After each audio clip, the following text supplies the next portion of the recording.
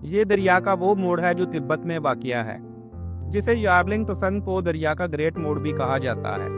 ये दरिया का एक शानदार यू टर्न है, जहाँ से दरिया अपना रुख बदलता और इंडिया और बांग्लादेश की तरफ अपना रुख मोड़ता है।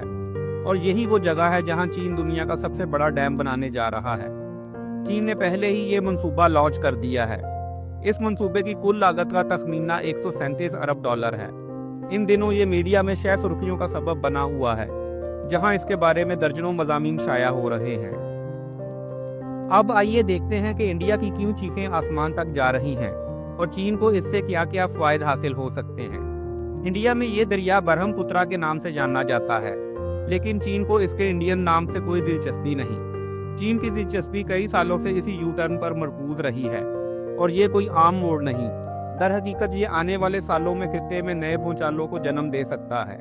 यार्लिंग त्संग पो दरिया का ये हिस्सा हिमालय की बुलंद तरीन चोटियों से घिरा हुआ है और यार्लिंग त्संग पाओ ग्रैंड कैनियन के नाम से भी जाना जाता है।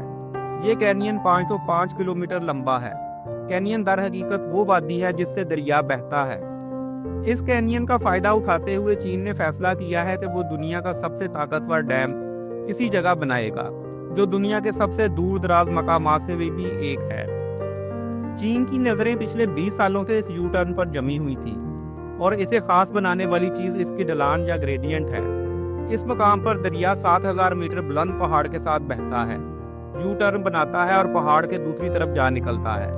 दिलचस्प बात यह है कि यू टर्न की शुरुआत पर दरिया की बुलंदी 2870 मीटर है, लेकिन मोड़ मुड़ने के बाद इसकी बुलंदी सिर्फ 870 मीटर रह जाती है, यानी तकरीबन 2000 मीटर की ढलान है। दूसरे लफ्जों में वही दरिया जो पहाड़ के मगरबी जानिब 2870 मीटर पर बह रहा था, मुख्तसर फासला तय करने के बाद तकरीबन 2000 मीटर नीचे आ जाता है। चीनी माहिरीन ने यहाँ लातादाद डैमों के मंसूबे तजवीज़ किए हैं, जिनमें से 7000 मीटर बुलंद पहाड़ के जरिए सुरंग खोदना और हाइड्रो पावर स्टेशन बनाना भी शामिल है।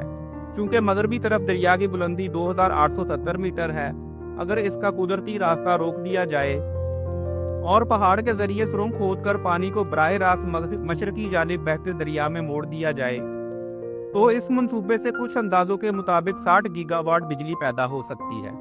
ये दुनिया के 3 गॉर्जियस डैम से 3 गुना ज्यादा बिजली होगी, जो फिलहाल दुनिया का सबसे बड़ा बिजली पैदा करने वाला डैम है। इस मंसूबे का नाम मेडोंग हाइड्रो पावर स्टेशन है और तजवीज़ करदा सुरंग तकरीबन 40 से 50 किलोमीटर लंबी होगी। इस सुरंग के साथ सिर्फ 1 या 2 नहीं बल्कि कई हाइड्रो इलेक्ट्रिक जनरेटिंग यूनिट्स होंगे। इस मकाम पर टरबाइन नस्ब की जा सकती हैं। रवायती डैमों के बरक्स, जहां पानी को बड़ी बड़ी रुकावटों के पीछे ज़खीरा किया जाता है, यहाँ डैम बनाने के लिए इतनी मेहनत की ज़रूरत नहीं, क्योंकि दोनों अतराफ बुलंद पहाड़ खुद ब खुद रुकावट का काम करते हैं और इस मकाम पर एक दीवार बनाकर पानी रोका जा सकता है। ताहम अगर टरबाइंस को बराह रास्त इस दीवार पर नस्ब किया जाए और पानी दूसरी तरफ गिराया जाए तो ये सिर्फ 200 मीटर गिरेगा, जिससे कम ताकत और आखिर में कम बिजली पैदा होगी। इसलिए दीवार के करीब तकरीबन 40 से 50 किलोमीटर लंबी सुरंग खोदकर पानी को 2000 मीटर नीचे निचले मकाम पर गिराया जाएगा। अब इस बारे में सोचें। 3 गॉर्जियस डैम, जो फिलहाल दुनिया का सबसे बड़ा बिजली पैदा करने वाला डैम है, इसकी दीवार की बुलंदी सिर्फ 180 मीटर है। इसके मुकाबले में यहाँ पानी तकरीबन 2000 मीटर नीचे गिरेगा। अगरचे इस मंसूबे के बहुत से फायदे हैं, लेकिन इसके साथ साथ बड़े चैलेंजेस भी हैं। माहिरीन का ख्याल है कि चीन को इसे बनाने में संगीन मुश्किलात का सामना करना पड़ सकता है। सबसे पहले ये मकाम तिब्बत के सबसे दूर दराज हिस्सों में से एक में वाक़िया है, जहाँ कोई मुनासिब रोड नेटवर्क नहीं। ज़रूरी मशीनरी को वहाँ कैसे पहुँचाया जाएगा? क्रेन्स और छोटी मशीनरी ले जाना तो कोई बड़े मसाइल नहीं, लेकिन 6000 टन वजनी 150 मीटर लंबी सुरंग खोदने वाली मशीन को बुलंद मकामात पर ले जाना एक बड़ा इंजीनियरिंग चैलेंज होगा। आज के अंदाजों के मुताबिक अगर चीन यहाँ दुनिया का सबसे बड़ा हाइड्रो पावर स्टेशन बनाता है, तो सिर्फ सुरंग खोदने की लागत 30 से 40 अरब डॉलर हो सकती है और इसमें टरबाइंस की लागत शामिल नहीं। चूँकि सुरंग से हज़ारों क्यूबिक मीटर पानी गुजरेगा, इसलिए दीवारों को दबाव बर्दाश्त करने के लिए कंक्रीट और स्टील से मजबूती फराहम करना होगी। अब रह गए शुरू में उठाए गए सब 2 सवालात कि ये मंसूबा चीन के लिए क्या अहमियत रखता है, और दूसरा इंडिया की चीखें। तो आइए पहले अहमियत वाले सवाल से शुरू करते हैं। आबादी के लिहाज से चीन दुनिया का दूसरा बड़ा मुल्क है, लेकिन बिजली की खपत के लिहाज से चीन सरे फहरिस्त है। इस ज़्यादा खपत की बुनियादी वजह मुल्क में काम करने वाली बेशुमार फैक्ट्रियां हैं। ये फैक्ट्रियां चीन की तेज़ी से बढ़ती मईशत की रीढ़ की हड्डी हैं, जिन पर वो किसी सूरत में समझौता नहीं कर सकता। अपनी तवानाई की जरूरत पूरी करने के लिए चीन ने मुल्क भर में 98,000 से ज़ायद हाइड्रो पावर डैम तामीर किए हैं। फिर भी चीन की बिजली का तकरीबन 70% फॉसल फ्यूल से आता है। चीन ने 2060 तक कार्बन अखराज को कंट्रोल करने का विजन रखा है, क्योंकि दुनिया फॉसल फ्यूल के दौर के इख्तिताम की जानिब बढ़ रही है। अगर चीन उस वक्त तक फॉसल फ्यूल पर इन्हिसार कम ना कर सका तो वो आलमी साख खो सकता है। मेडोंग हाइड्रो पावर स्टेशन, जो 60 गीगावाट बिजली पैदा करने की तवक्को रखता है, चीन की कुल बिजली खपत 7.8 मिलियन गीगावाट के मुकाबले में कतरा लग सकता है, लेकिन ये तवील मुद्दत में नई लाइफलाइन साबित हो सकता है। अब रही बात इसके ड्रॉबैक्स की, तो ये पूरा इलाका बड़ी फॉल्ट लाइन पर वाक़िया है, जहां इंडियन और यूरेशियाई प्लेट्स आपस में मिलती हैं, जो दुनिया के सबसे ज़्यादा अर्थक्वेक खित्तों में से एक है। 1950 में असम में 8.5 शिद्दत का बड़ा ज़लज़ला आया, जो यहाँ से सिर्फ 200 किलोमीटर दूर है। 1901 से अब तक हिमालय में 4,000 से ज़ायद ज़लज़ले रिकॉर्ड हो चुके हैं। माहिरीन खबरदार करते हैं कि इस जोन में 100 मीटर से बुलंद कोई भी डैम 6 दर्जे से ज़ायद शिद्दत के ज़लज़ले से तबाह हो सकता है।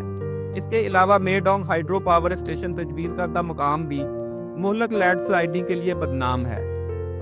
2021 में खित्ते में एक लैंडस्लाइड ने यारलिंग त्सांगपाओ रिवर का एक हिस्सा रोक दिया, जिससे पानी का रास्ता बदल गया।